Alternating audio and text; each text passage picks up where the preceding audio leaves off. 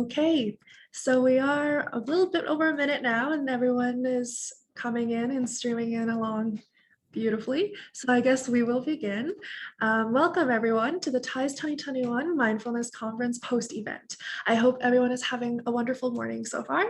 My name is Helen from Alberta Mind Biotech, and on behalf of TIES and AMB, we welcome you to the post-conference workshop for today.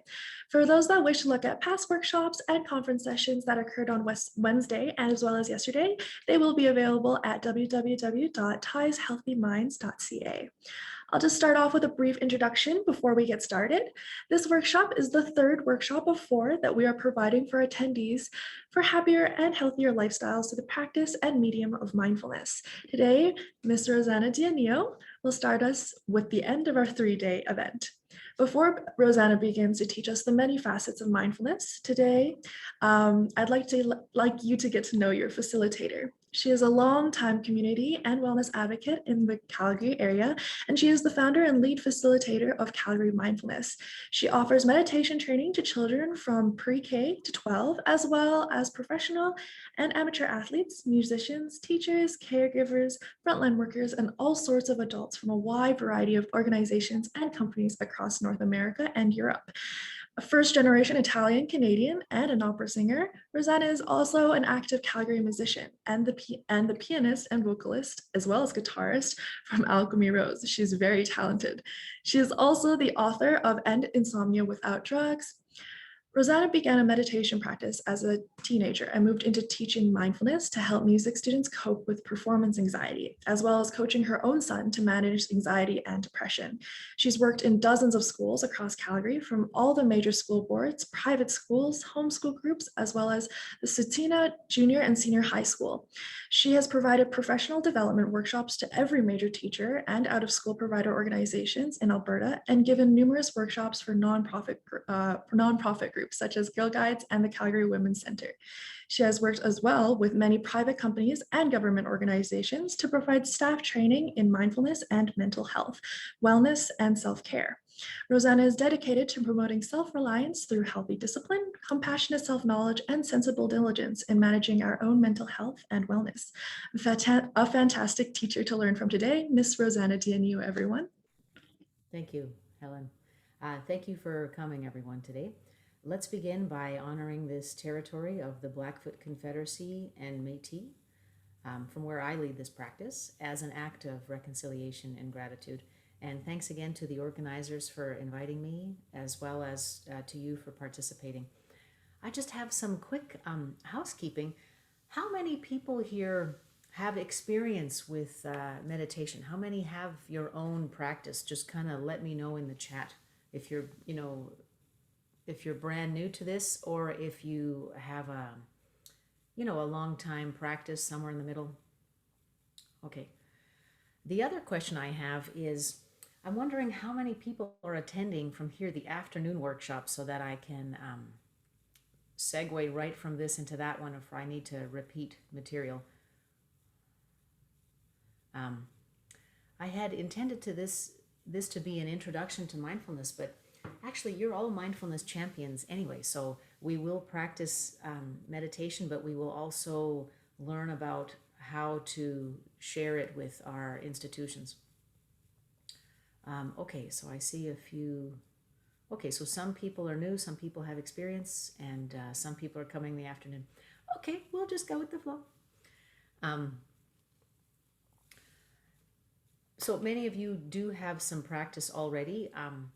Our intention today is to further develop this container so that we can commit to mindful relating, which is our main vehicle, our channel for demonstrating true witness to this work, and also the interdependence of people. So that's where our practice will take us today. I'm just going to pull up my screen. Let's see if I can do that. I think this one. Oops. There we go. Okay. Is this visible? I hope so. If not, just let me know, Helen. All right. So you see my little slide there.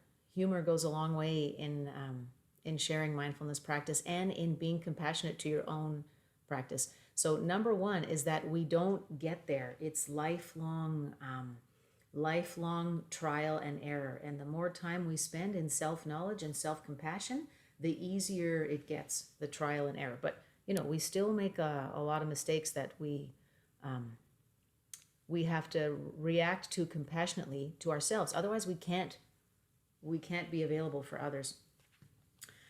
So, what does it mean to commit to mindful relationships as part of, as an extension of our own personal practice?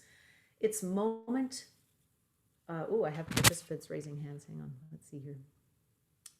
I can't see my screen in the chat at the same time. So, Helen, would you mind helping me manage the chat in case there's a technical problem, please? Thanks. Yep, that's no problem. You just Super. need me Thank to manage the chat for you? Cool. Just because, yeah. Okay. No problem. So basically, we're looking for, moment to moment, open hearted, non judgmental attention. So we can see those in our care, whether they're children, whether they're, we're teachers in a school, whether they're people we work with, people we manage. They are all within our care as mindfulness champions. We undertake this as a fundamental relationship skill. We want to see people around us as they are, less and less through the filter of our own bias and emotions. So we can see them for what they are and not what we want them to be, which does lead to suffering, disappointment, expectations. This is clearly an investment in a long-term relationship with everyone around us. And number one goal, and you've heard many experts mention this over the last couple of days, is we are creating responsive instead of reactive relationships. And the more of those we have, the better our lives work and the better other people's lives work too. So this, to be a good witness to this, we want to manifest it in our community, in our relationships, as well as having a personal practice. Mindful relationships are basically how we demonstrate commitment to the healthy psychosocial, emotional development of those in our care. And we want them to be healthy and resilient because that's how we bring highest and best to ourselves and to our community. So this is a deeply heartful, community-minded approach to all relationships. We are exiting the domain of power and pain and shame, which is the traditional way of managing relationships. We're walking away from those tools. It's really revolutionary to work with these ideas as a core life skill in managing all of our relationships. So why the reason for personal practice? We can only give to others what we've given to ourselves. There's simply no way around that. We can't respond mindfully in our day-to-day lives, whether it's washing dishes, driving a car, receiving criticism from a superior, getting into an argument at the superstore. We can't respond mindfully if we don't have the full bucket from our own practice. We need to train those skills like any other mental and physical discipline. Your consistency and regularity are paramount to achieving success in day-to-day actions when it matters. Let me get over to my next slide. Okay. So we're going to talk about these ideas here for sharing mindfulness in our actions, in our community, in our every behavior. And I'll speak to each one of these points eventually, and we will begin by talking about developing our own mindfulness practice. So I'm just going to stop the screen share for now. Okay, then I can see the chat again. Right now we're going to review several mindfulness anchors just to settle into our own practice. We'll sit in some short, guided, and silent practices. So looking to have a comfortable place to sit and something to write with if you're quite distracted. I find that if you've got a recurring thought, once you get it out of your head onto paper, it's easy to let go of and move on to the next thing. So if you find you're coming back to something, there's nothing wrong with us, with you breaking our practice to write that down. Shrek says this, about burps and farts in Shrek 1. He says, better out than in. And same thing too with our recurring thoughts too. Just the simple act of acknowledging them on paper really frees us from them. So some of the anchors that I will be reviewing here, this is structured in the way that I teach children. So short, sweet, really clear. And this is not only suitable for children, it's just laid out in a way that's very clear and demarcated. So we will start with that. And these are suitable practices for you to cascade to your own families and workplaces and environments wherever you think it might be helpful. As mindfulness champions, I'm sure you're already thinking about that, how you can share this work too. So let's ask for awareness about our own barriers that we erect to create mindful relationships in our lives. And we'll be exploring that further in practice, but that'll be our primary intention today, is looking within to explore this idea. Let's begin by getting into what I call the mindful body. And that's a position that's strong and straight, but easy and relaxed. So this is uncomfortable if I'm sitting too straight, but I do want to feel strong so that my spine is erect, my feet are grounded, my hands are easy. Eyes open or eyes closed as your comfort level dictates. With eyes closed, it's a little easier to concentrate on internal anchors like the breath or a body scan. With eyes open, however, you can use the anchors of items in your environment, however you're comfortable with that. Calling to mind the image of something strong and grounded in nature, a tree, or a mountain.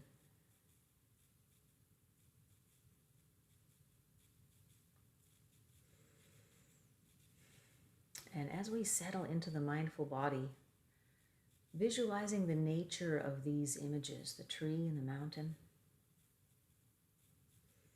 there's what we see on the surface, and then there's what's below, which is so much more than what's on the surface.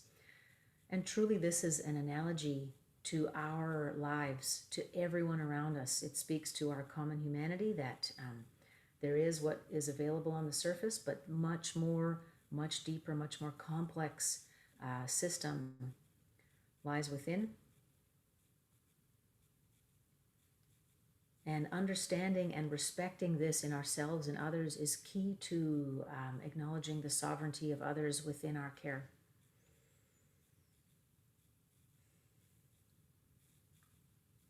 Visualizing the root system of a tree, stretching out meters and meters beyond the tree's, the branch's circumference. Stretching out to find what the tree needs, water, nutrients, and to carry it up into the primary system.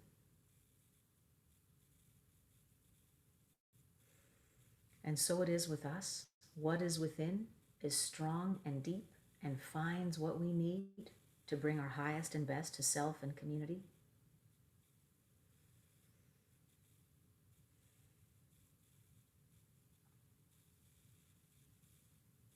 The tree is relaxed but strong in the wind, and so are we.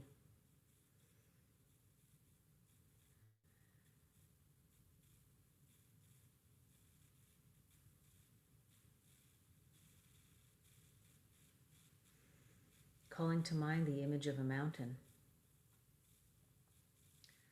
The mountain is endlessly high from our perspective, impossible to photograph well. Right? Mountains and moonscapes are two of those things you have to remember, because with your phone you can't get a good picture. So infinitely complex on the outside, and down below a base that stretches deep down to the mantle of the earth.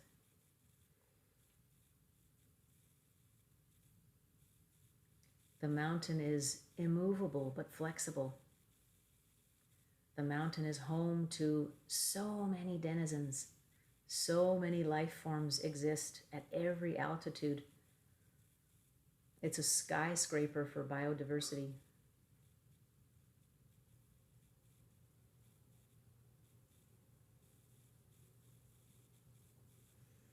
And honoring these strengths within ourselves too, our own complexity, our own ability to nurture.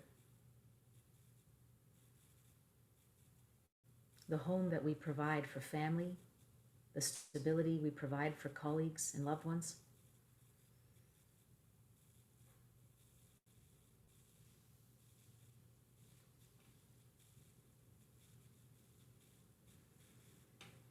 And taking several deep breaths into the mindful body.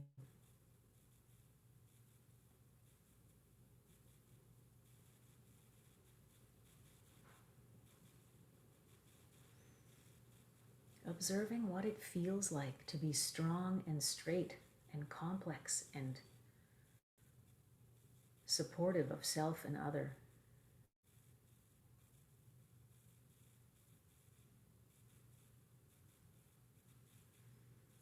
It's a remarkable legacy, an achievement. It's something for us to be proud of and grateful for. And when we sit in the mindful body, these are the thoughts we call to mind.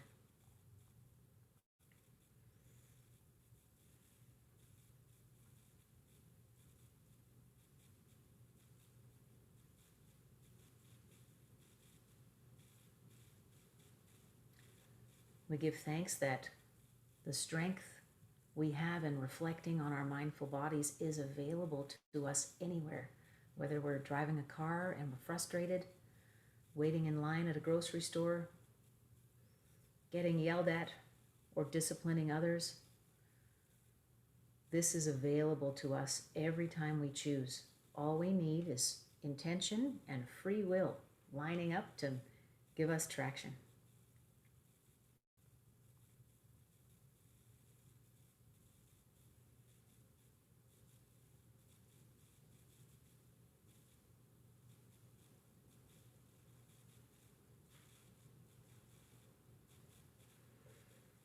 We'll sit for a couple moments in silence as we close this one practice on the mindful body. And just reflect upon your own success in this practice. Visualizing gratitude, exploring complexity,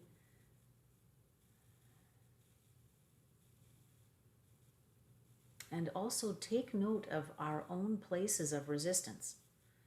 It's perfectly normal. It's welcome at every party. So take note of that as well. It will recur in our subsequent practices, and we want to pay attention to that. We want to push through that as well.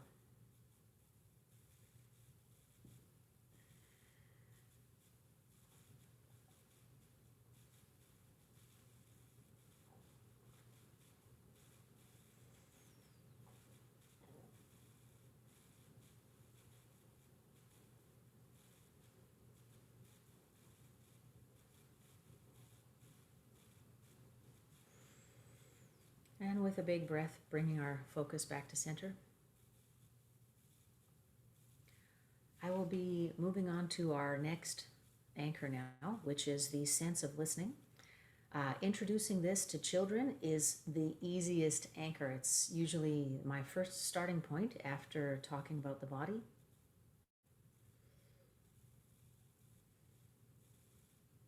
And this is a practice that is very portable as well. If you're in a rush, you can do this anywhere, anytime. So small mindful moments that you can create for yourself during the day to support your practice will help to permanently rewire our thinking, our breathing for mindful relating with others in all circumstances.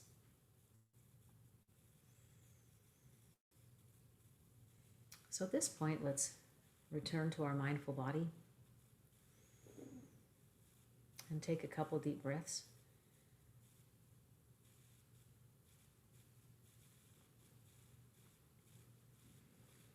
Let's begin by noticing the sounds within our own bodies.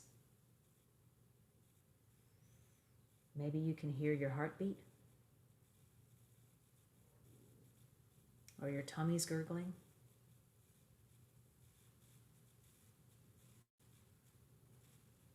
You've got a swallow, the sound of the breath.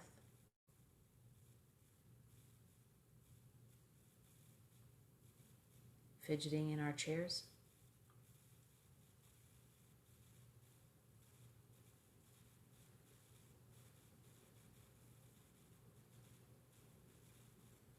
And we'll just stop and pay our respects to how busy our bodies actually are all the time. Breathing, gurgling, moving, shuffling. It's not just the mind that's busy, it's the body as well.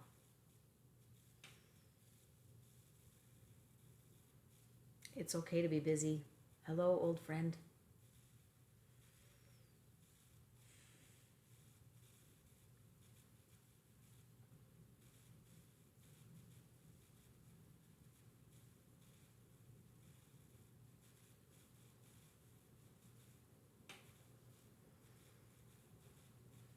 And stretching out our mindful listening now even further, let's notice the sounds in our practice room.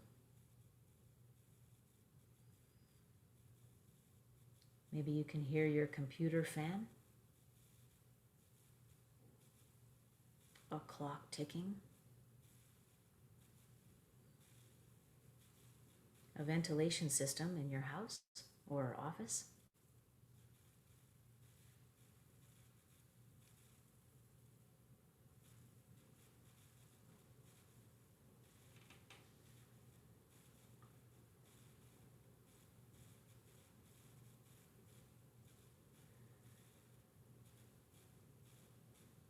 And cycling our awareness between our own busy bodies and our very busy environments full of sounds we never really notice unless we're paying attention.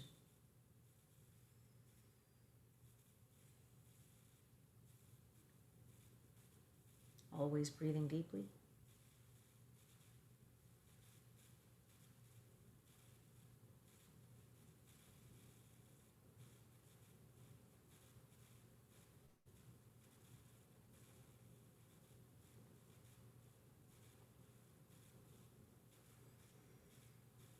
And let's stretch out our mindful ears even further. We're going to add another dimension here.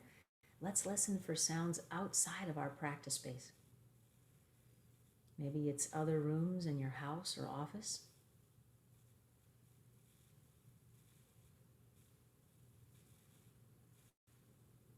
See if you can hear anything on the street. Traffic, birds, sirens.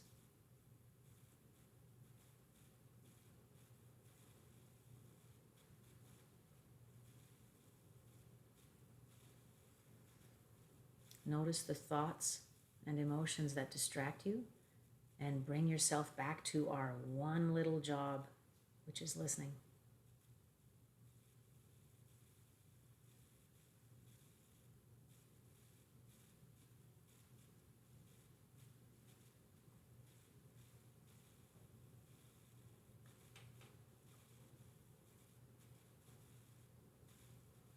Let's take a moment to notice how we feel being hyper aware of ourselves and environment.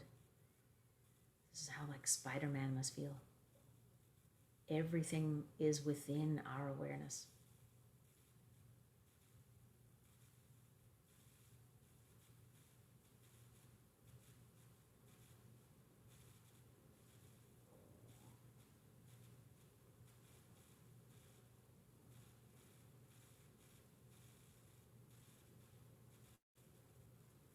Notice how rewarding and exciting it feels to hear things we've never heard before, to notice things that before were unnoticed by us. And what a miracle that is. That is how humans learn anything about anything. We get out of our busy minds and bodies and pay attention to what's happening around us.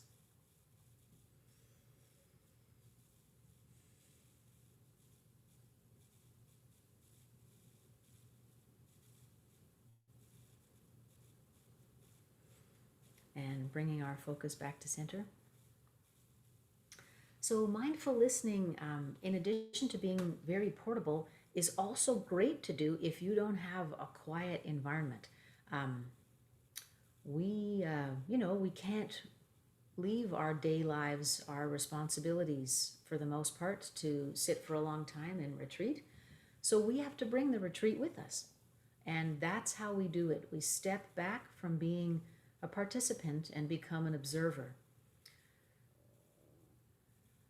Nothing about what we observe is bad or wrong. We're just counting.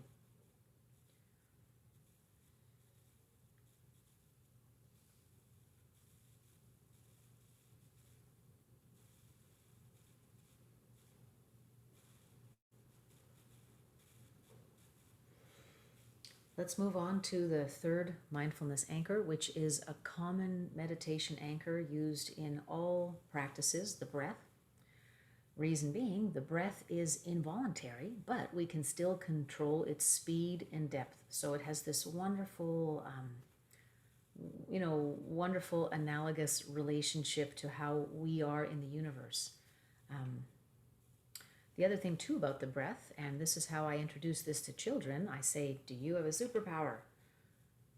No? Well, guess what? Your breath is your superpower, because when we're feeling badly, a few deep breaths can help us feel a little bit better. The reason is the deep breath metabolizes many of the stress hormones that we are constantly kicking around from our sort of permanent state of flight, fight, and freeze. Adrenaline, norepinephrine, epinephrine, cortisol, all that stuff. So our deep breaths go a long way into helping metabolize those through our system. Now, if you're pulling out your deep breath in a pinch when you're really nervous, but you don't have a practice of mindfulness that you've based it on, well, then it's not going to help you in a pinch. So this is where many of the self-hypnotic triggers that we create in mindfulness practice, like a body scan or body sensations, the breathing work, the mindful body awareness, they trigger this state of being, the meditation state of being. They can bring it into our other environments. So the breath is one of those triggers, a deep breath where we observe the rise and fall of the torso. It can call to mind many of the sensations, the positive sensations we experience in practice. And for that reason, it's important for us to note what they are. Hey, I feel good. I feel relaxed. I feel easy. This is all right. The more we pay attention and are grateful for the positive sensations we experience in practice, the more available they become to us in real life situations with a simple mindfulness anchor trigger.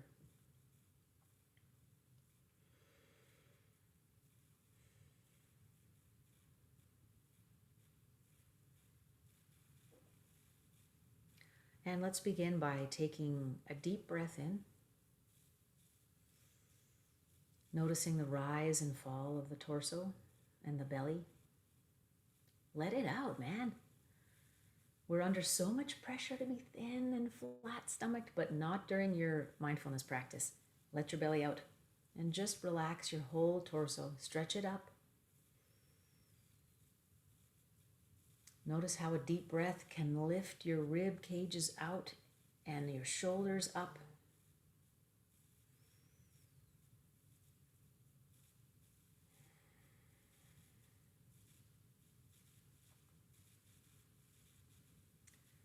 And together, let's count several breaths in silence. Let's see if you can get to 10. And what happens if you don't? Well, you just say, oops, I got distracted because there's my brain again. Start again. Always come back to it compassionately.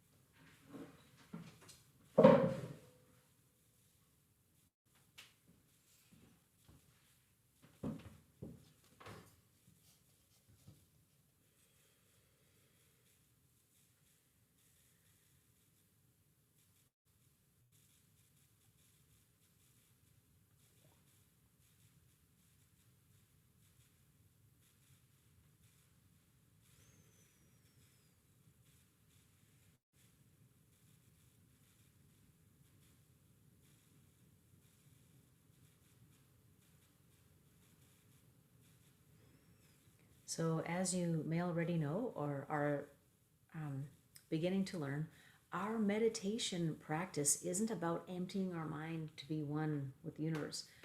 We have very specific little jobs in mindfulness practice.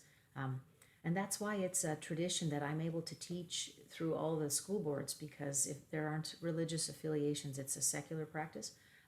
However, we absolutely can bring our own faith based traditions to this work, which makes it really, really beneficial. Every culture and tradition has a history of some kind of contemplative practice, so suit this to you. The mindfulness anchors, however, are secular, and what they do teach us is focus, attention, equanimity. And without those skills, it is indeed difficult to sit in like faith-based meditation on scripture or anything. So these skills that we learn in mindfulness practice, they're broadly applicable to all types of meditation traditions. Let's sit for a little longer with the breath. I have my kalimba. That's what I got up to get. And what I'm going to do is just play a few tones. I've started using this online instead of a chime, because the chime can be, whoa, really piercing through the internet. But the kalimba is a little more mellow. And one other thing I did forget to mention, in case my internet sort of wobbles on or off, usually it's pretty stable, but if for some reason it does wobble off, it's never down long, maybe 30 seconds. So I'll be back basically as soon as I can. All right, here's our challenge now. We are breathing, counting our breaths. Let's see if we can get to another 10 breaths. However, this time we also have a second job. I would like you to also count the kalimba strokes. So it'll sound something like this. And then we'll compare notes when we're done. We'll see what everyone came up with. Something like that. We'll just post it in the chat, basically. And let's take a moment to re-center in the mindful body, allowing the breath to lift the torso and releasing.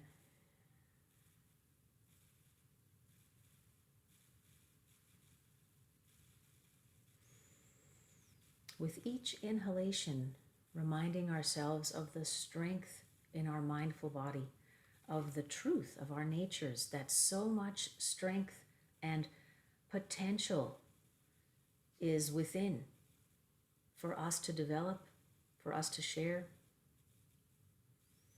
and how wonderful and hopeful that feels.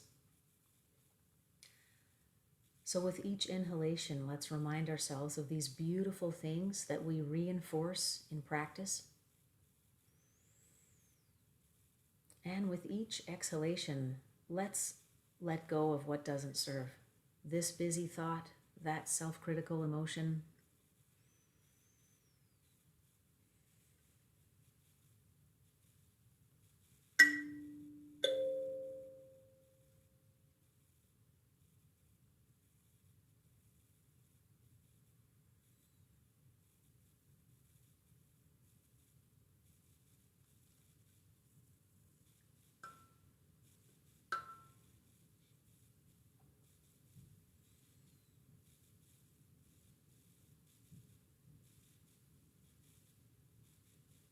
Allowing the belly to relax and the hands.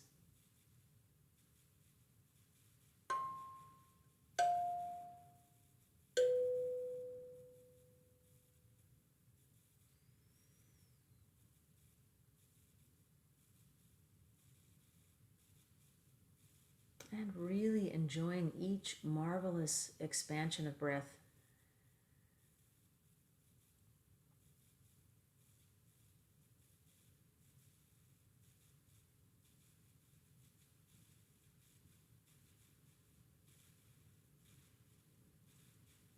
Each breath holds the potential to all of our future, literally, figuratively.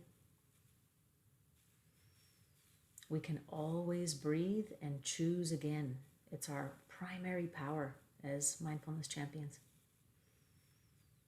Even when we've made a mistake, Forgive, breathe, choose again.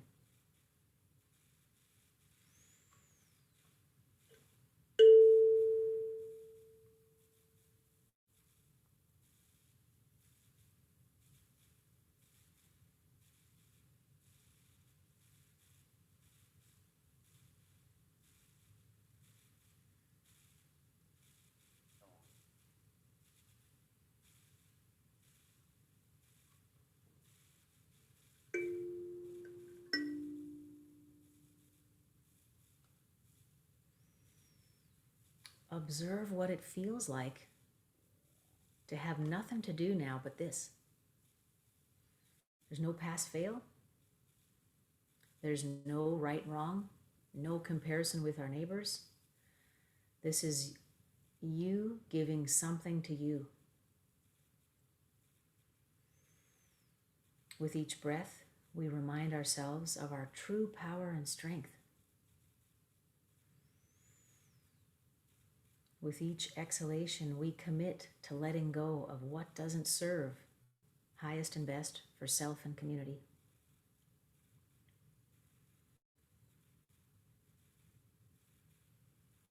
We give thanks that it's easy, free, and available anytime we choose. We give thanks for the ability to line up our free will, our intention to create traction in our own lives so we can give highest and best to others.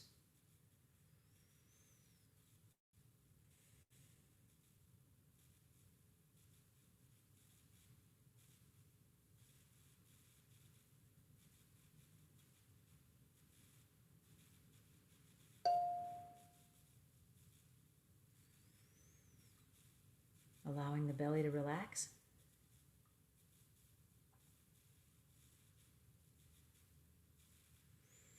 And bringing our focus back to center. All right, I'm going to start the next module, but please in the chat, let me know how many kalimba strokes you heard. What if I didn't keep count either? No, I did. Sometimes I can't, but today I did. Okay, so observing how we feel after sitting with the breath, and we've been meditating now about half an hour. Yeah, it's hard to keep count. The mind does wander, right? When I'm in a classroom, sometimes after we've sat in a short practice, literally, this might be the first time that group of kids has ever been quiet. So the teacher is, really excited, relieved. But the students are also. And they love making noise and they love being playful. But why does it feel good to be quiet? It feels great, some people say, right? I feel so calm. I feel relaxed. I feel bored. I'm hungry. I'm tired. Yes, bring it on. We feel all those things. We're constantly feeling things. And we don't have to feel a certain way in practice. We just want to pay attention to what's happening. We're learning how to focus. We're learning how to pay attention.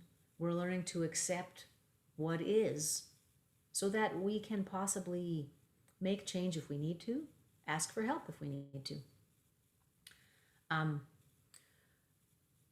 Anyone who heard my talk yesterday may have heard that I came into this practice from my own experience with my youngest son had like the worst temper. So, every hair wash, and I'm talking once a month because I couldn't handle it. So just trying to get shampoo on his hair when he was an infant was unbelievable. It would launch maybe a 3-hour tantrum where he would literally throw over all of the furniture that he could.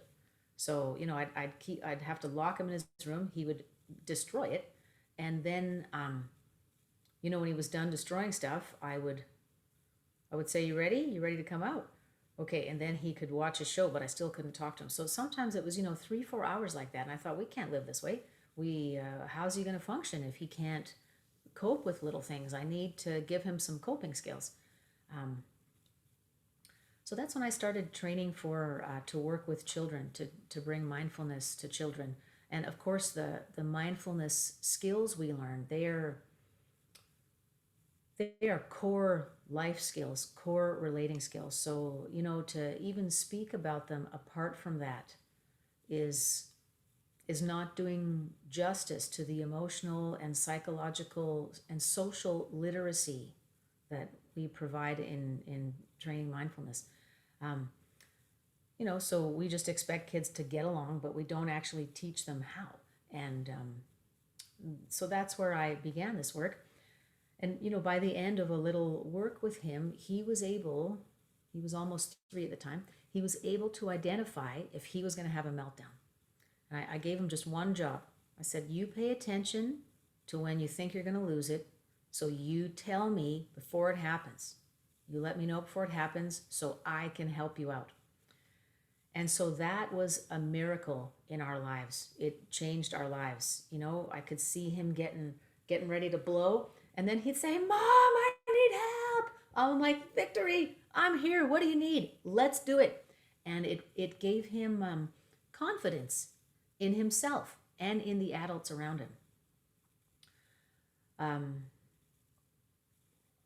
That was totally a tangent, but I just, I wanted to share that with you.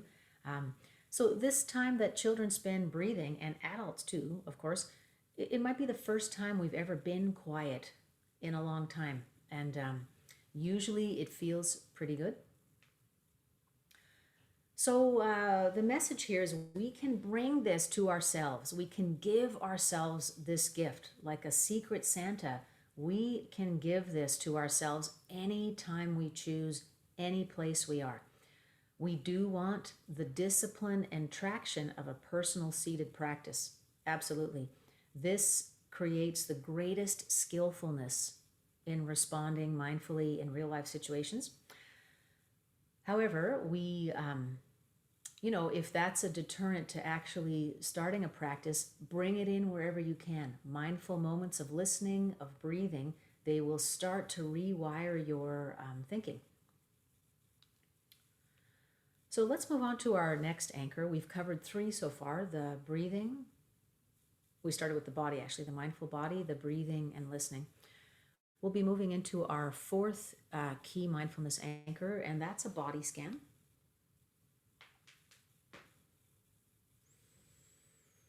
And so settling back into our mindful bodies. Several deep, relaxed breaths, allowing the belly to relax, the torso to expand.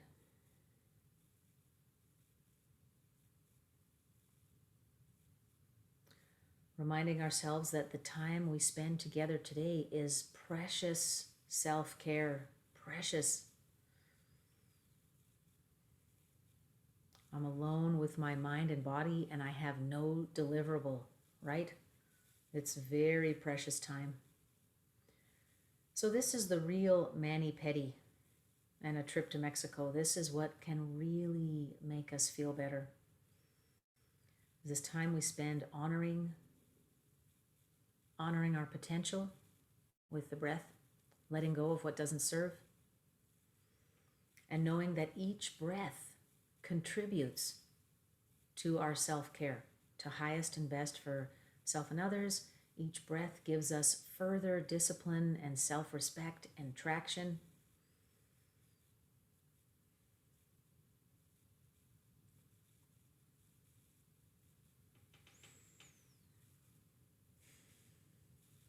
And let's begin by relaxing the belly.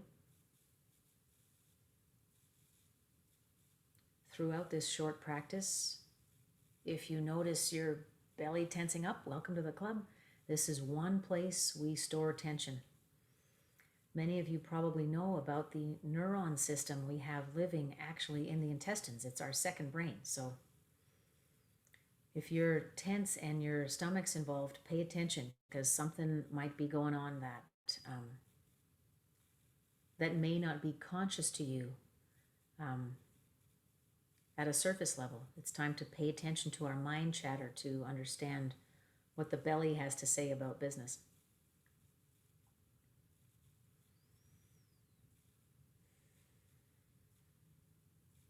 And relaxing the hands in our lap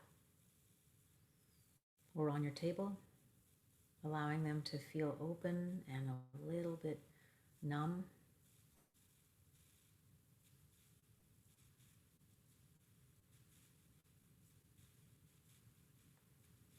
Taking a moment to rub two fingertips together, noticing the ridge of fingertips,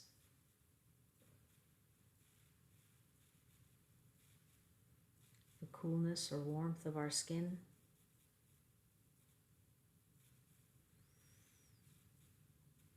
Roughness and dryness, clamminess. Just pay attention to what's happening.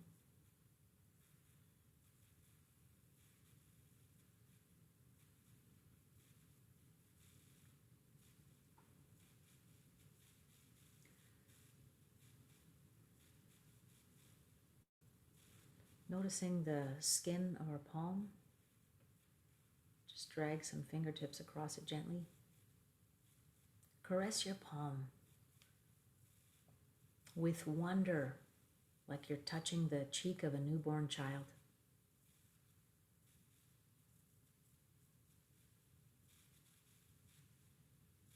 This precious hand, precious body carries us on this journey.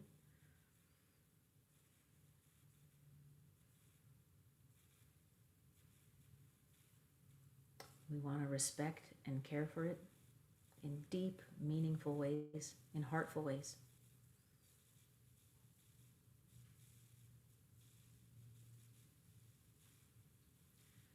Allowing the hands to relax in your lap.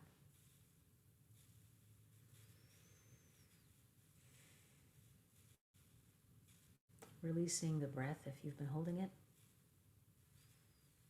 With each breath, a reminder of our strength and potential.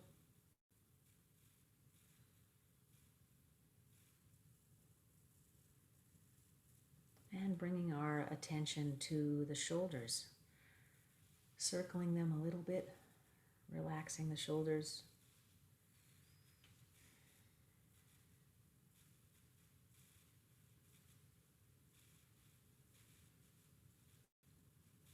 And the neck.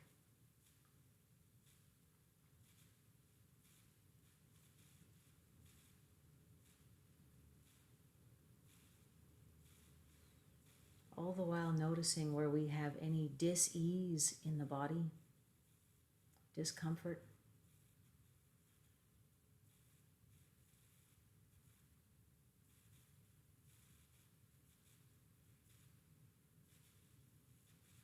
Pay attention to your need to fidget. And see if you can bring the body all together with a very big breath.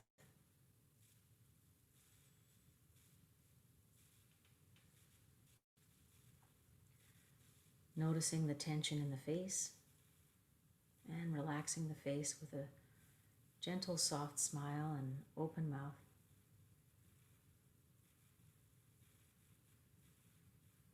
Relaxing the eyebrows.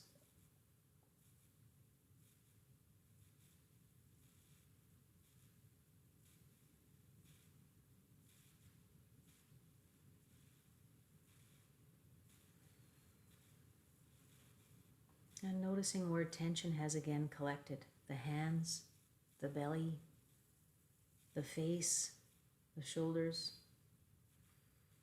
or any other body part. And taking a deep breath, give yourself permission to let go.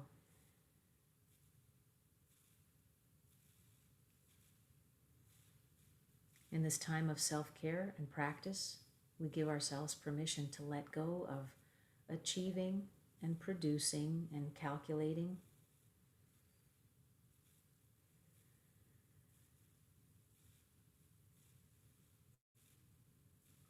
We're bringing the truth of our heart to this practice.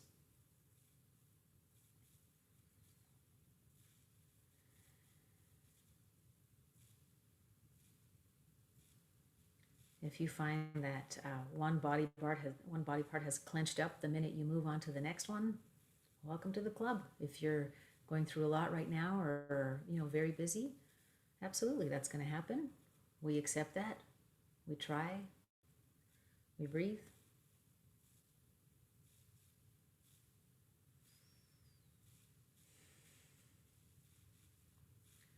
And finally, bringing our awareness to our feet and sit bones, perhaps on the ground, or if you're in a chair, noticing your feet on the ground. Our connection to this earth that gives us strength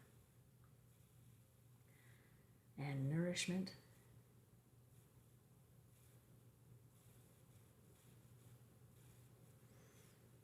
And we honor it with gratitude, with our awareness. We honor the support we receive from the earth.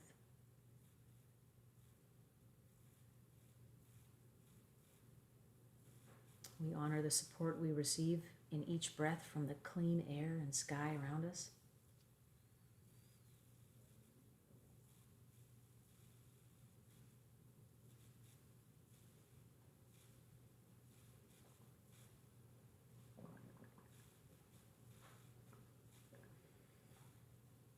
All the while, feel free to cycle through our previous anchors. Maybe my tummy's gurgling. There's my listening anchor activated. Noticing the breath, noticing the body, noticing where the heck are my glasses. Here we go.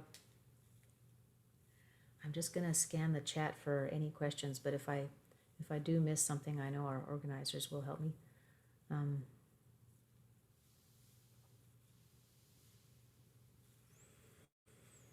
Okay, taking a moment between practices to notice how we feel. How do you feel? Maybe you're sleepy. Maybe you're distracted with work you've got to do, or the shopping list, the weekend. Maybe you're bored. Maybe this isn't your cup of tea.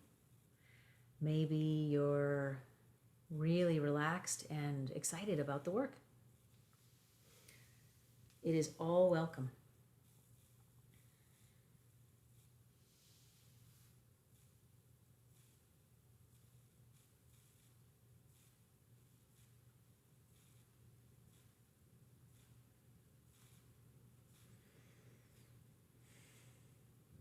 Okay.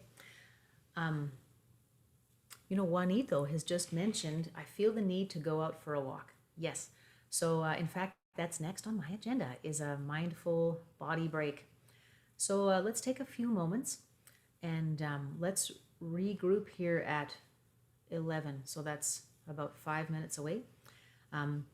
So that's a good time to just take a potty break or top up your tea or coffee or whatever. And what I'd like us to do, I'll set an assignment for this mindful body break, is let's notice our movements. Pay particular attention to being in a rush. We want to move deliberately and give ourselves the peace of mind that comes from not being in a rush. Because if you're just rushing to the toilet, we can walk there slowly, right? Or just pay attention to our movements. Be aware of your feet rolling on the ground, of the connection of all of your joints moving in this miraculous motion. Washing your hands, listening to the sound of water. There's many things we can pay attention to in a mindful body break. And this will give us a chance to explore how we can activate mindful moments on our own several times through the day. Okay, so I will see you in 5 minutes. If anyone would like to ask me any questions, please feel free to do so now.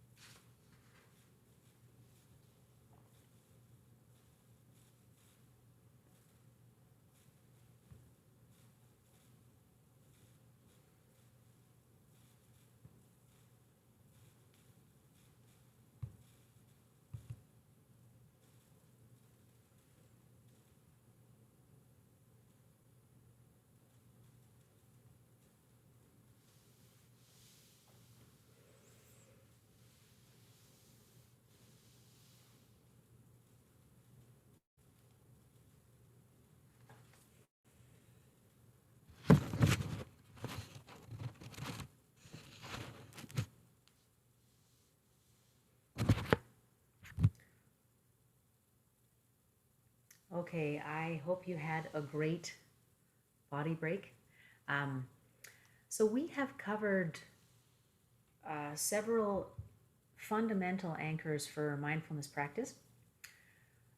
We've also explored, while we're in practice, observing our feelings and filling our bucket with the good ones, because then we can draw upon them later when we need them.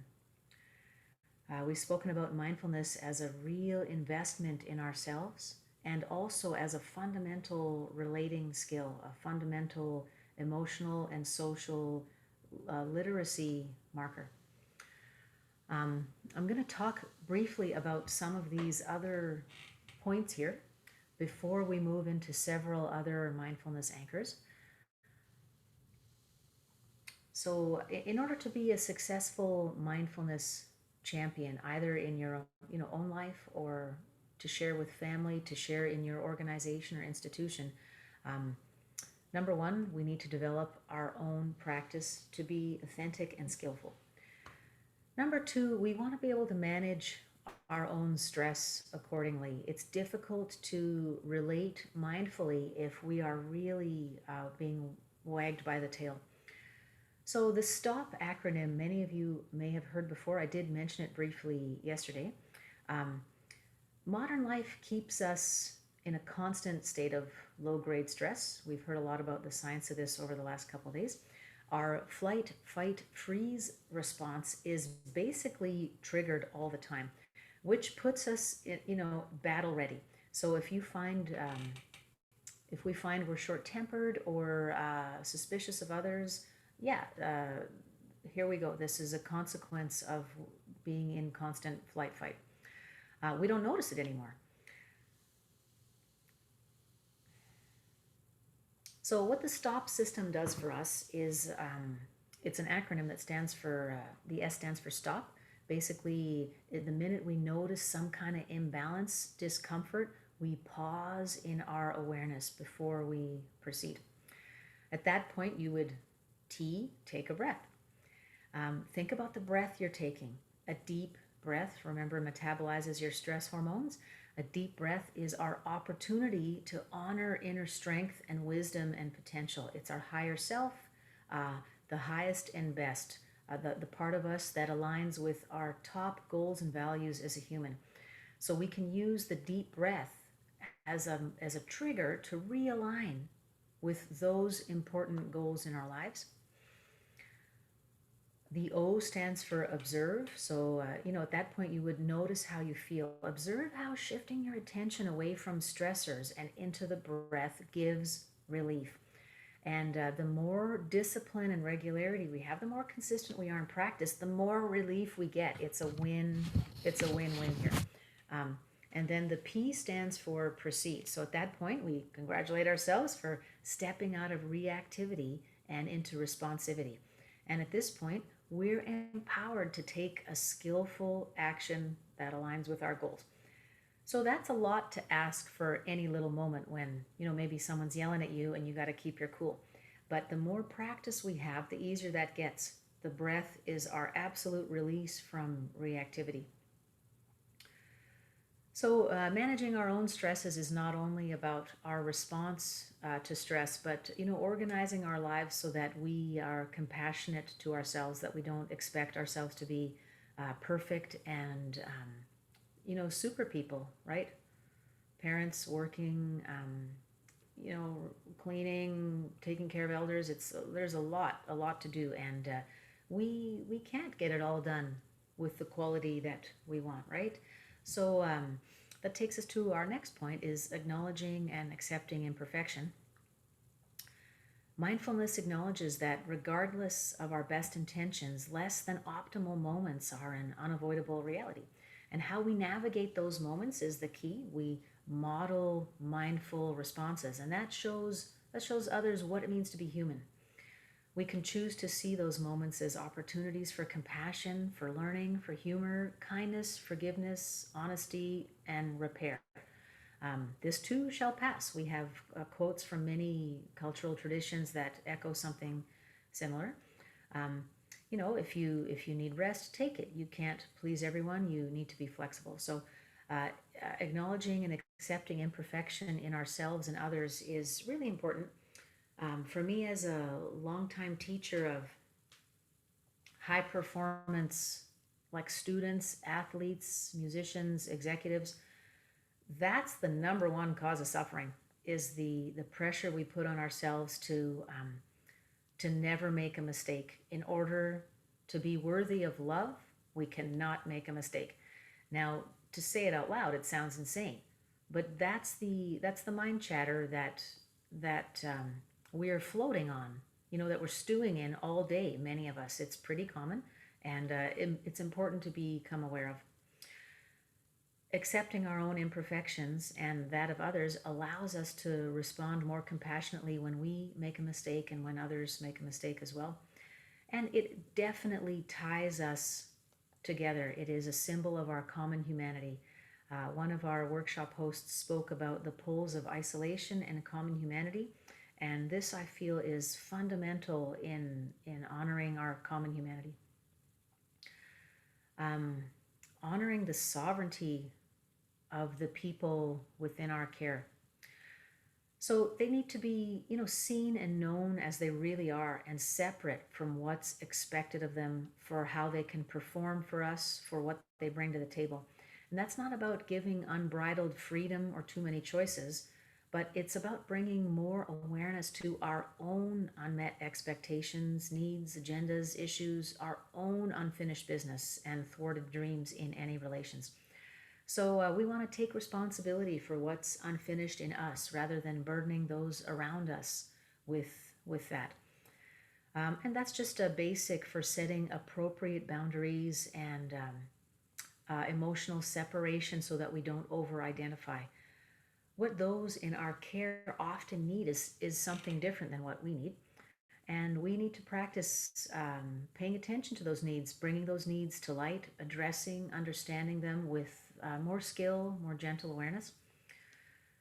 So something I'd mentioned yesterday, if you pay attention to the complexity of your own mind chatter, relentless thoughts,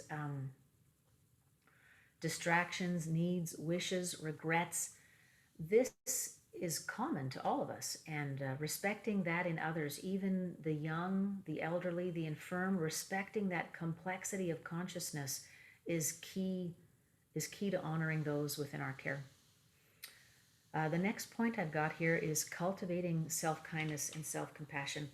Our own personal practice is such a great bed for this practice. So many times when we're distracted by every little thought, how important it is to return to the breath with compassion, to remind ourselves that even though we were distracted, the act of sitting in practice, it is gaining traction, it is developing discipline, it is working. Um, Life is humbling, it's challenging, it's thrilling, it's heartbreaking, and self-compassion is truly an act of self-preservation. So sometimes our families and maybe our patients, our coworkers, our the people that report to us, they might get the best of us, and maybe we feel there's nothing left for us.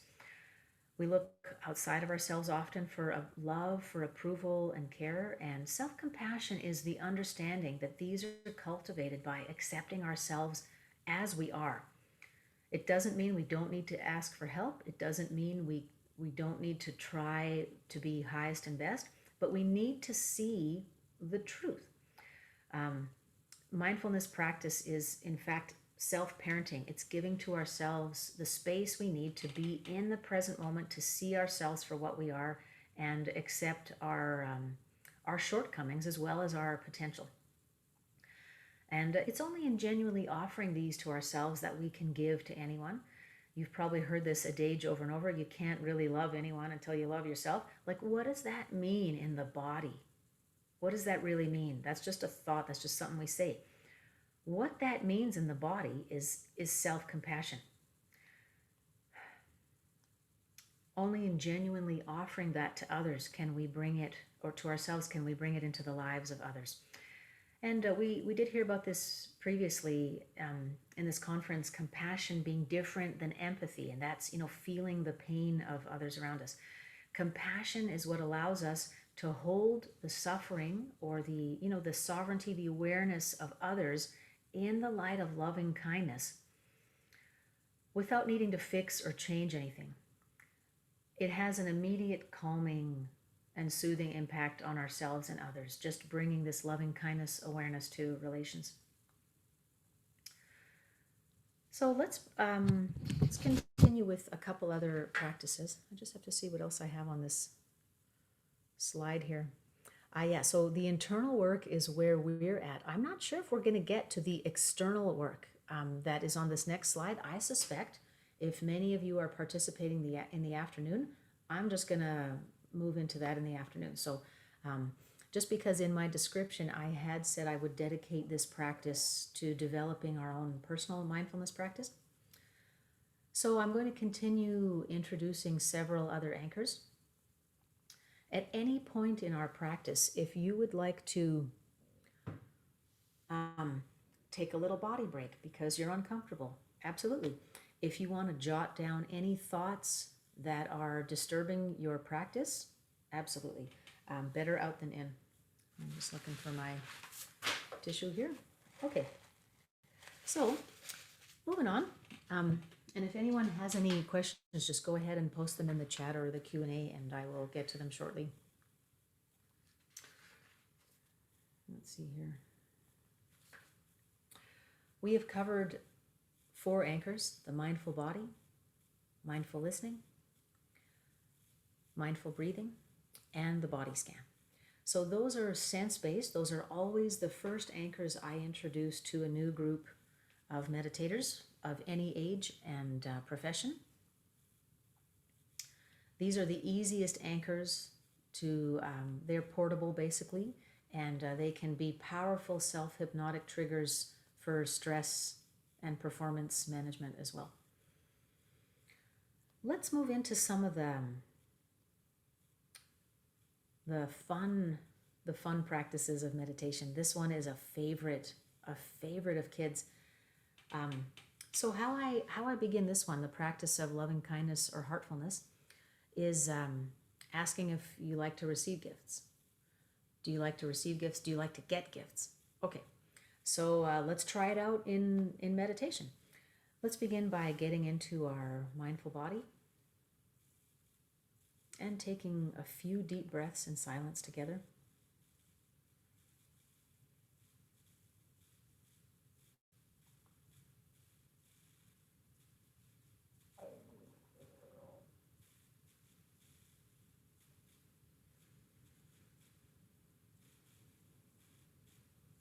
Rooting back into the present moment by noticing what's happening within, sounds without.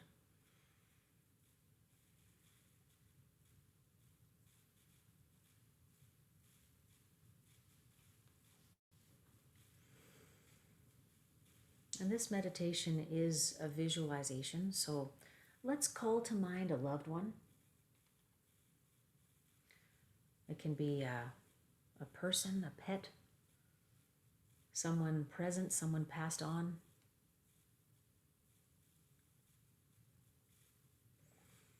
Let's visualize that loved one in our mind's eye.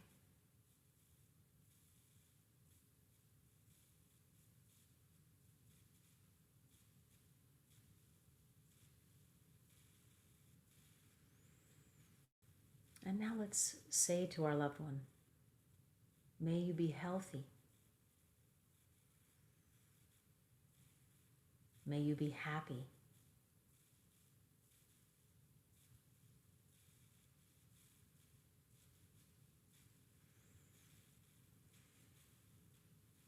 May you be successful.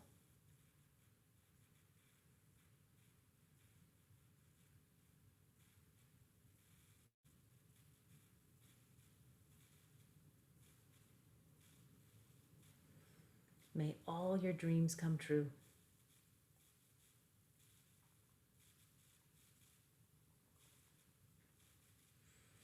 let's visualize our loved one receiving the gift of our heartful loving kindness with a big open heart and a big smile. And our loved one says, "Thank you. Thank you for this precious gift of your attention.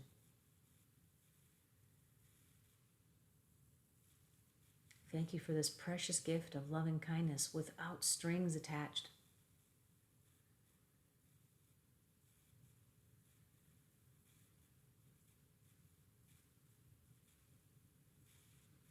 And notice how you feel when you receive the gratitude of your loved one for the loving kindness that you have so generously and easily shared.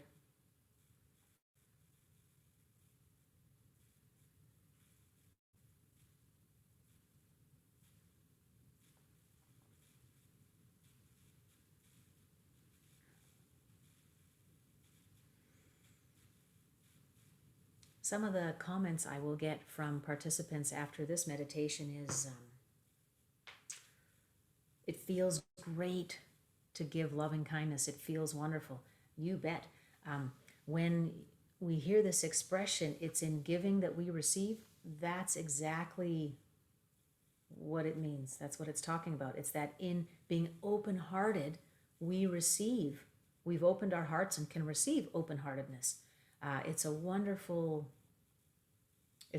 miracle of our natures, right? The freedom that we get in forgiving others. It frees us. And heartfulness meditation is a very easy practice to share with young ones,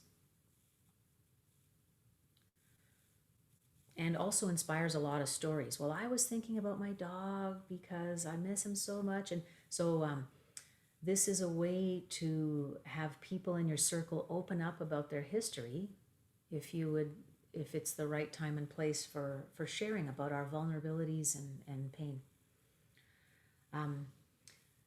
So there's the second half of heartfulness. We've done the giving, like a secret Santa, and now we need to practice the receiving. Often for people, it's either easier to give or receive. And so pay attention. What's easier for you? That can indicate a block in one area. If you find that it's easier to give loving kindness and harder to receive it because of why. So that's where further exploration is required. For our purposes in this practice, we just want to notice, is it easier to give or receive? And our next practice will explore some of the why. The way that I will introduce the receiving of heartfulness is with children, because these little parables are really like material and straightforward. So they're super useful teaching tools.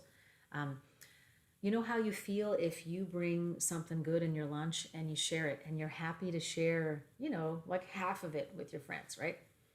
But then, you bring it every day and nobody's sharing anything with you. And so then you get more and more reluctant to share. So does that mean that you're selfish? Does that mean that you're greedy or you don't want to share? No, what it means is that there isn't flow. We need giving and we need receiving. Would you hesitate to keep sharing if others were sharing with you? Of course not. So, clear the issue isn't about the actual, greed or being selfish. It's about we need flow. We need balance. And without balance, we withdraw. We close our open heart unless there's balance. And we don't live in a world where everything's balanced, right? This is this difficult physical world where, all beings are busy converting sunlight to food somehow to survive, right? So we're aiming for highest and best, and how we get there is mindful relating. So we are looking for as many opportunities to bring flow into all of our relationships as much as possible, starting with my relationship with myself, right? My relationship with the divine, my relationship with my family, friends, colleagues. We want consistency, consistent flow as much as possible in these relationships. Maybe we can't have it, right? Maybe we can't in certain relations.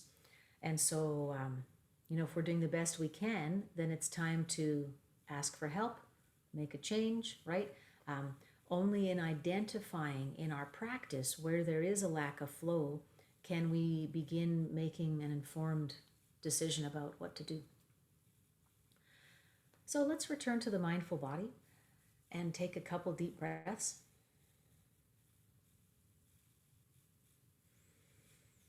And let's call to mind a loved one. It can be the same loved one. It can be a different loved one. Present with us or passed on.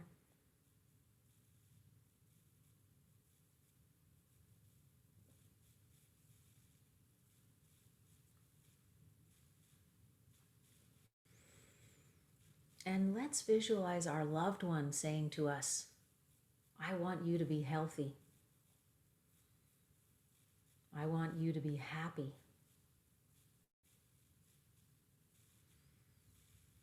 May you be hopeful and honor your potential as I do. May you be successful and know ease and peace.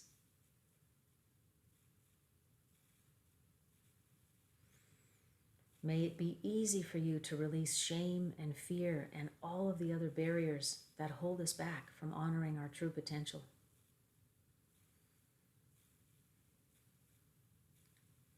I wish you love, and I love you. I love you without conditions, without needing anything in return.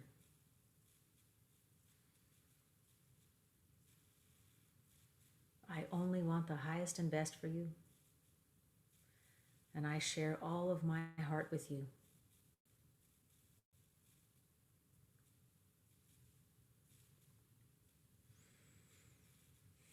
Now imagine ourselves receiving this gift of our loved one's heartfulness with an open heart, with gratitude. Thank you for this gift, for this precious gift of your attention, of your unconditional love.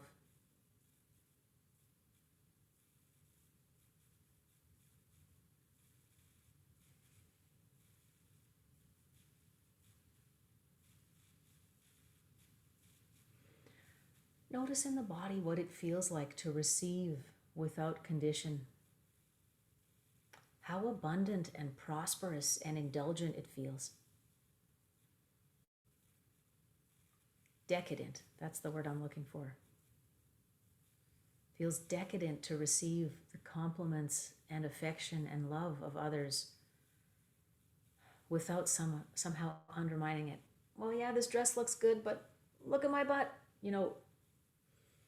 Not for now. Let's receive with open heart. We just say, yes, thank you.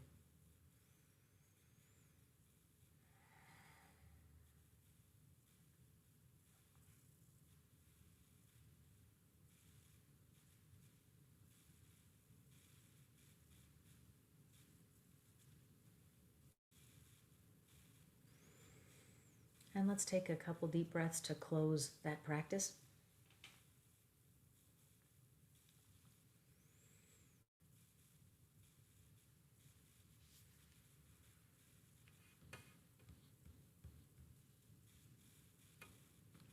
I don't know if I'm just missing it, but I don't see any submissions for my kalimba count. It was 12.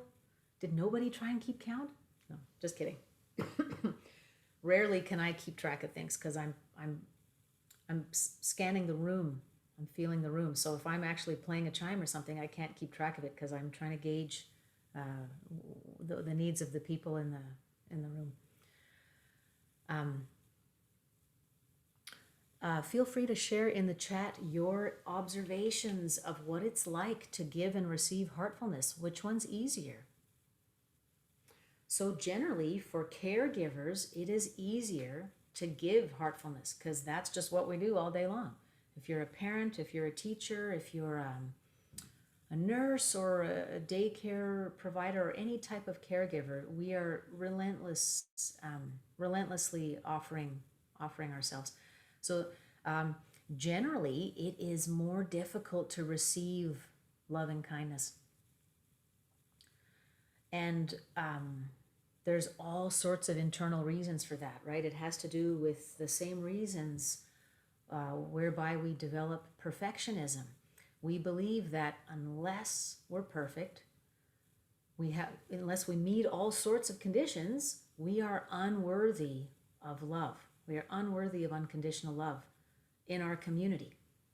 And that has to do with the self, right? So that requires exploration within. Why do I feel unworthy? Um, Generally, it has to do with the painful stories we've been telling ourselves lifelong. I see this in children as young as maybe 9 is when we start developing that self-critical mind chatter. And that inner ghoul is busy all day long. You're not good enough. If you don't do this, you're going to be embarrassed. You've got to have this, you've got to do that. And, by the time you're my age, you've got decades of inner ghoul criticizing ourselves. One of our presenters yesterday spoke about how one of the most effective mindfulness strategies for caregivers when dealing with burnout was shutting off self-criticism. You bet. Once we realize that it's not true, it's just simply untrue. It's just a habit, right? Do you want to tell yourself lies all day? Do you want to be a person who tells and listens to lies all day, or do you want something better? Do you want the truth? Do you want highest and best?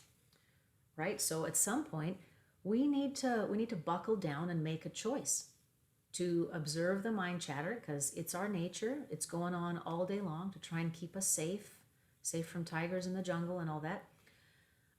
But we will need to acknowledge it and put it on the shelf. Hello, old friend. Welcome back to this party. But you don't serve right now, so I'm putting you on the shelf, and you and I will converse later on. So more and more as mindfulness champions, we do want to pay attention to our mind chatter. We'll get into that in a subsequent meditation. If you notice that it's easier to give than receive, and it's very difficult to receive, this definitely identifies a block in your flow, in your relating, that is worthy of exploration. So let's sit with that for a couple of minutes. And then Helen, can you let me know how much time I should leave for Q&A? You can just put it in the chat or speak aloud as you prefer. All right, back into this body. Stretching, breathing, listening.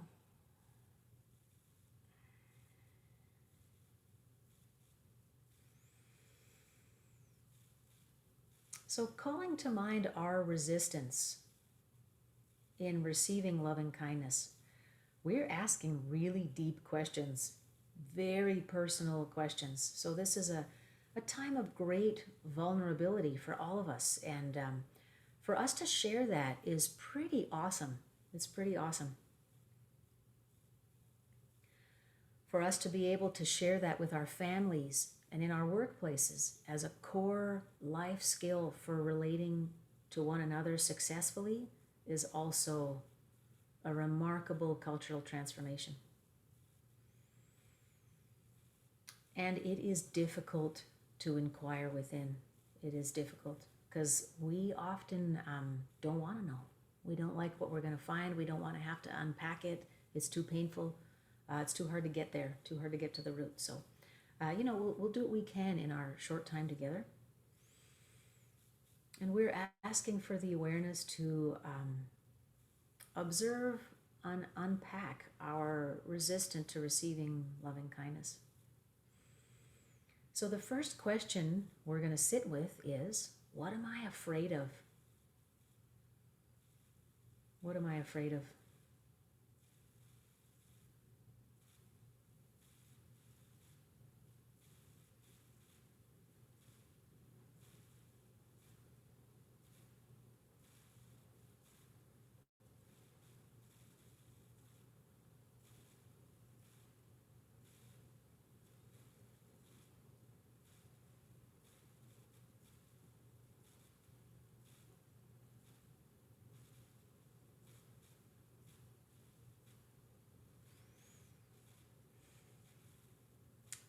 what am I afraid of? Generally, it has,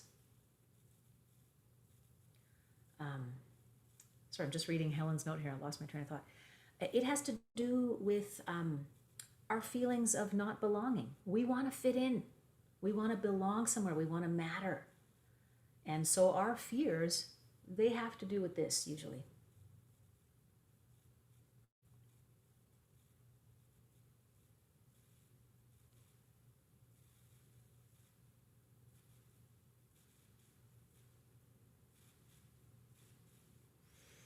The next question for our inquiry is why? Why am I afraid? And if you want to make a couple notes, if something comes to mind, go ahead.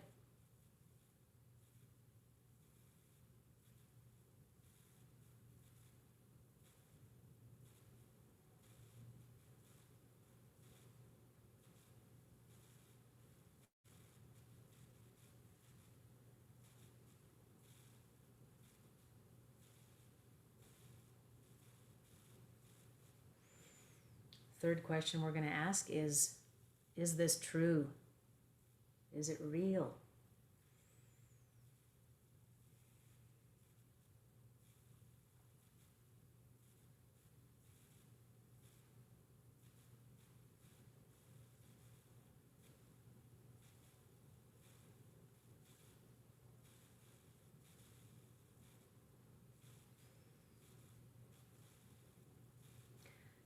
Usually the question, is it true? There's kind of a risk assessment involved in that where you play out a scenario. If I fail this test, my parents are going to hate me. No, they might take away some phone privileges for the short term, but there is no change in heart to heart. There is no change in unconditional love. There is no change in their respect for your essential deep worth. And so it is with the things we fear. They usually will not impact our true worth. These are just stories we've been telling ourselves. So, fourth question for this inquiry is, am I willing to try something different? Am I willing to change this habit? Or does it seem too hard?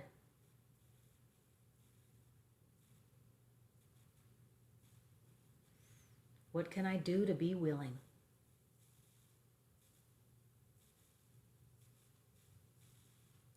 What will I commit? What will I sacrifice or trade for this? Because I have to give something. Can I give up some of my mind chatter? Can I give up it consuming me?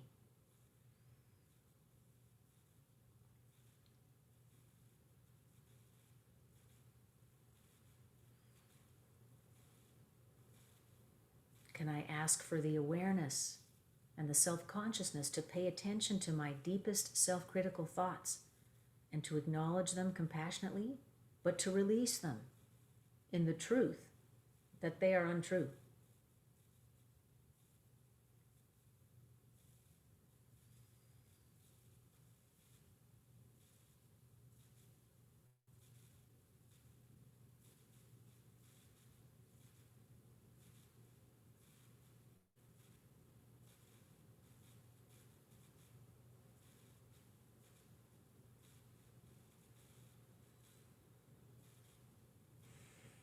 And take several deep breaths into your revelations, commitments, releases.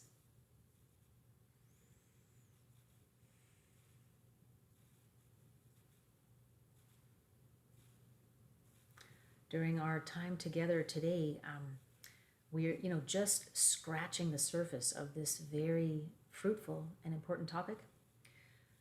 So if you did write down those questions, you can take that up when you have further private time to inquire.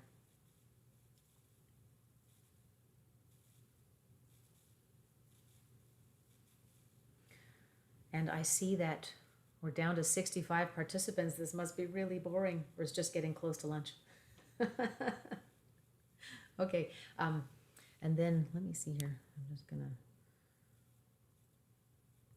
I'll just write something to Helen, but I guess I can ask you, how much time should I leave for Q&A, do you think? Q&A, there. Hi, Rosanna. Yeah, I mean, it's completely up to you. I mean, if whenever you feel ready is for Q&A, and then I can just get really quickly started. Sounds good. Yeah. Okay. So we'll do another practice, maybe 10 more minutes of practice, and then some time for Q&A. Oh, actually, I should wrap it up sooner. Let's do a shorter practice, 7 minutes of practice, and some time for questions, and then we can wrap it up before 12. No problem. Thank you.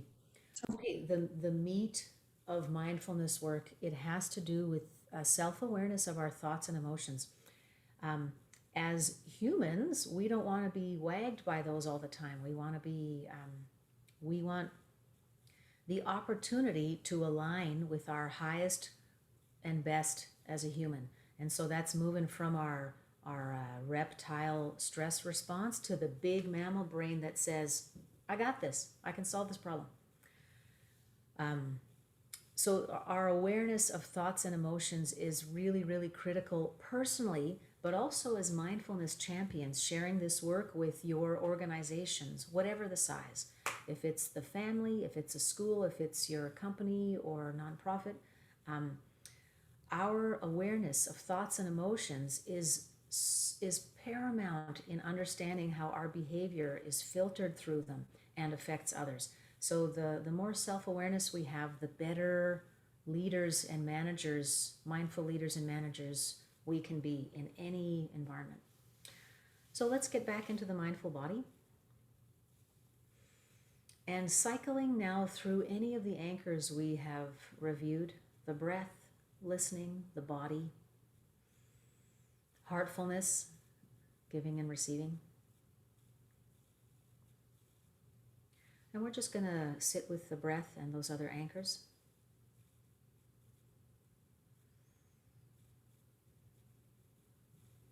As thoughts arise, let's give them a name, a label. Let's say, oh, I need gas. Planning.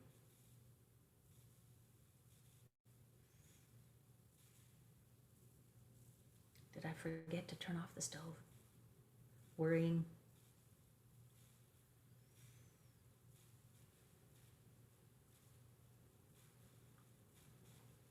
Spacing out. Fantasizing.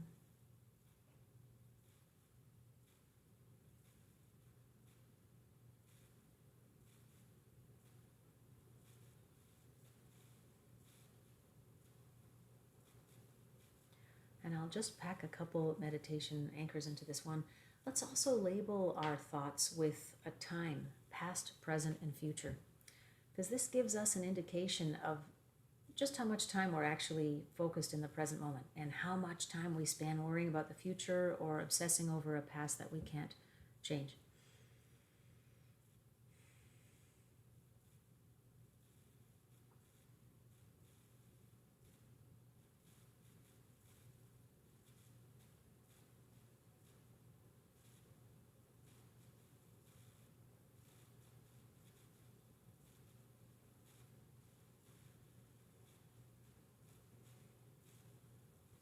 All the while relaxing the hands,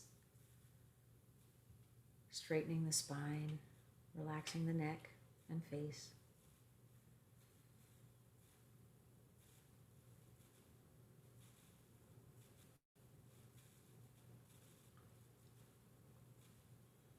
All thoughts are welcome.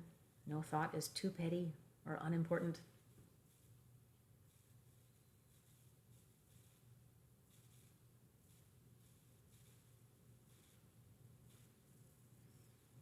And if I'm worried about the future, what am I worried about and why?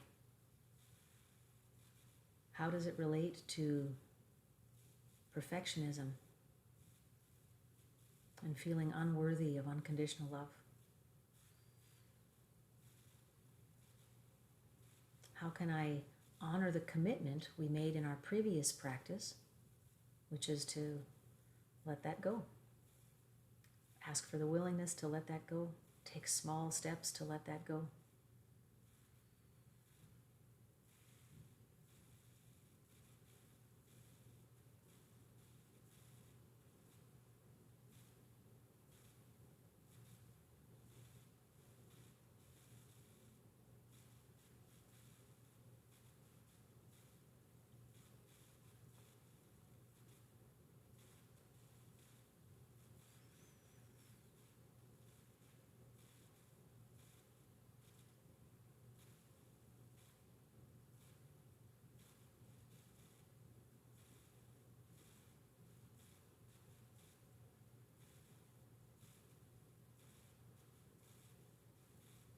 notice any feelings that arise as well.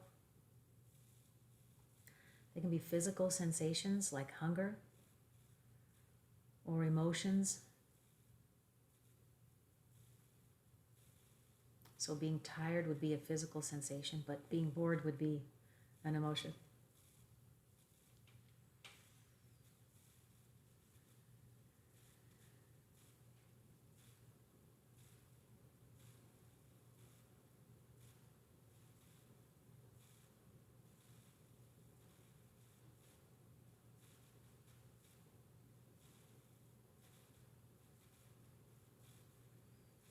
As we sit through our final practice, if you have any thoughts or emotions that are recurring incessantly, take a moment to jot them down. The better out than in principle applies.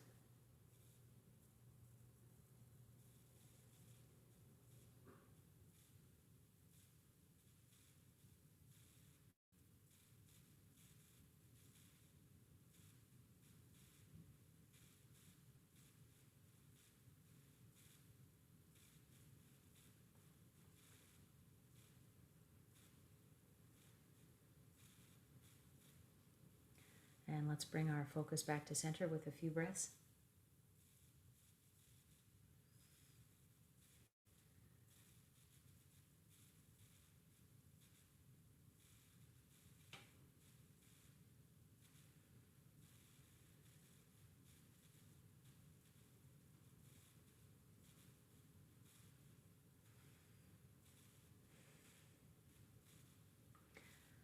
Please feel free to share in the chat if you have any comments about this last practice. Where do most of our thoughts go? If in a review of this last practice, if you feel that most of your thoughts go to planning or spacing out, yeah, that's basically sums up an adult. We are either, unless we are riveted by a really stressful thing that happened in the past that we can ruminate over, we will be planning the future. So, for example, during our short practice, I got to get a birthday dinner organized for my son. My parents are coming over. No time to shop, no time to clean. And my dad's the kind of guy who's very stressed out if my house is a mess. So there's a lot of pressure, old, ancient pressure, failure, disappointing my parents, all that stuff comes up and is worthy of inquiry in our short little 5-minute practice. The old buttons are all there still, despite being a long time mindfulness champion myself. And I'm just more self-conscious about them now. It's easier to diffuse them now. So most of our thoughts as adults go into planning or just spacing out. And there are studies about how much time we spend on autopilot in this sort of general low awareness state. That's the condition we're in when we're driving, basically, or if we're just on autopilot writing or, thinking, washing dishes. So a lot of our time is spent there where we could be more aware of our mind chatter, right? So that's just free will plus intention. Okay, I guess let's wrap up this session and I will open the floor for any questions. I see a few in the question and answer box. Will we get the recording of the session? I believe the recordings will be available for the participants, but Helen can correct me if that's not the case. Yes, so all of the recordings will be on the Ties Healthy Mind website. You can go to it at www.tieshealthyminds.ca. Okay, thank you, Helen. Okay. Yeah. I have a question on Huvaside, if you'd like, if you'd mind me asking and jumping in. Of course. This person says that they find it impossible to find time in their hectic life for mindfulness, especially because they have very young children staying at home. They're asking how that they can extend mindful activity with their children, especially younger, as well as their family. Oh, been there. Yeah, absolutely. So, if you've got young children, you're the favorite slave until the youngest is 6. So there's no way around that. There's some level of surrender to the fact that you may not take a bath again until your youngest turns 6. I'm a single parent, so I have been a single parent since my kids were 2 and 4. So I know what that's like. There never seems to be enough time. So what mindfulness practitioners notice is that with a mindfulness practice, all of a sudden there seems to be more time. So a lot of our sense of there not being enough time is our response to feeling too busy. If we can't change the circumstances, we can change our attitude and our actions in small ways. So, um, some things to do for a very busy parent, bring as much mindful action into your day as possible. If you're especially doing a chore you don't like, you know, washing clothes covered in poop, scrubbing poop out of your nails, washing dishes, or whatever. Um, Turn those into opportunities for you to pay attention to your mind and body with the same intention we honored at the beginning of our practice today. Every breath in honors my inner strength and wisdom and potential that's available, but maybe not on the outside right now. So one key thing for a busy parent is the short moments of active practice. And then do your practice in bed if you can, basically. Even if it's just 5 minutes, 2 minutes, when you first wake up, you'll be less like a zombie. Um, so, take a few moments to just breathe deeply, lay an intention for the day, be aware of any weight or pressure that's on you, and ask for the willingness to release what isn't real. What are you putting on yourself because of the need to be perfect, to be a super mom, and what is actually required? So, for example, me, I could freak out and try to polish my floor, but it ain't gonna happen. And my I have to accept that my parents won't be happy about that the food isn't the way they do it and the house is not the way theirs looks. But we will have companionship and fellowship here. We will have a nice time. And this takes the burden off of my mom for organizing an event. And so there's many blessings, even though there are problems. Um, Now, the other thing, mindfulness with children, short little activities. So basically, you can get a preschooler to sit still for maybe 30 seconds, maybe not. 15 seconds might be all you can get. What you would be looking for is combine it with an activity where you're observing birds, butterflies, listening to wind, smelling flowers. So bring it into an activity that pairs with something that your child is very passionate about. And generally being outside in nature is so full of wonder, especially at this time of year for us up in the northern hemisphere. It will allow some silent, quiet moments. Um, with a young family as well, your mindfulness community activities will need to be short and maybe centered around the table. What are you grateful for right now? Just a short little talking circle where your child has the opportunity to reflect on what's going on and to share it with the outside, or a talking circle about worry. What are you feeling worried about right now? um, Usually the worry one is a great thing to do at bedtime. You can have a little talking circle before bedtime. And finally, mindful parenting is mostly about the inner work. It's about honoring the sovereignty of my child. So, the best thing you can do for your family is cultivate in whatever way you can your own practice, because then you have the skills to walk your talk. And if you don't have those skills, you don't get buy in from your family. Your family will notice transformation in your words and in your behavior. And not only that, children they feel us even when we're not talking, even when they can't see us, they can feel our energy. There's technical terms for that I won't get into, but you want them to feel you inside, a greater sense of ease within you. When they feel that, they will be more open as well. So it's a long process, and there's many variables. If you'd like to contact me personally, I would be happy to give you some more resources. Thank you. I'm just looking at, thank you. See, okay, the recording So in practicing mindfulness, says Juanito, does music, diet, or exercise play a role? Um, you can do active mindfulness. Yes, for people who say they're very busy, they don't have time for a quiet practice, like a passive seated practice, do it. Um, do it actively. Um, I believe you will get more benefits with a like a passive seated practice. I shouldn't call it passive because actually we're so busy, right? We're so busy. The body's busy, the mind's busy. Um,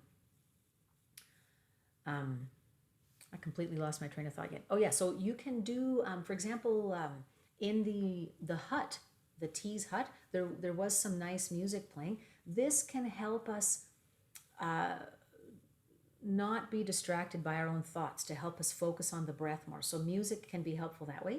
Um, Diet or exercise, absolutely. Stimulants and depressives will absolutely inhibit our clarity. Um, so, you want to be level. You want all around the highest and best for yourself and others. So, whatever that means for you in terms of diet and exercise, right? So I can't provide a prescription. I have my own practices too. Like I've just given up coffee because it makes me insane, and I'm doing fine with just tea. Um, so highest and best. It's a holistic approach to all facets of our life. Nothing is exempt from it. Exercise, mindful exercise. Yes, because if you observe your mind chatter while you're exercising, it's usually, I'm fat, I suck, will I ever be good at this, or whatever. So, this is an excellent opportunity to connect to any movement. And, even with physical impairments and problems, we can be respectful of small movements while we can be mindful of them and grateful for this body that carries us through life. So if you can bring that mindful attitude to bear upon exercise, yes, that is such a great vehicle for practicing mindfulness, particularly in honoring our achievements, in honoring and feeling worthy of love, rather than criticizing ourselves. I think that's a key one during exercise. Um, I hope that answered your question, Juanito. Did you have any other specific tangents in that particular question? And any other questions? I don't see any here. Let's see. Here is another one on Huban. So I'd also like to extend on your question, your answer in regards to extending mindful activity with children and family.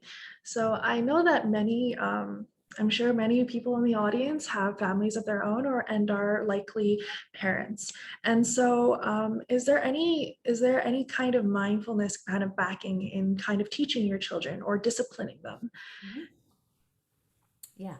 Okay, so some of the practices that I've introduced here are what you can do with your own family, even very young children. And honestly, younger children are more open-hearted. As soon as your kids are older, they're like, "Oh, I'm not doing this anymore." They become more and more resistant to your will. So you gotta buckle in for the long ride if you want to establish a practice with your family.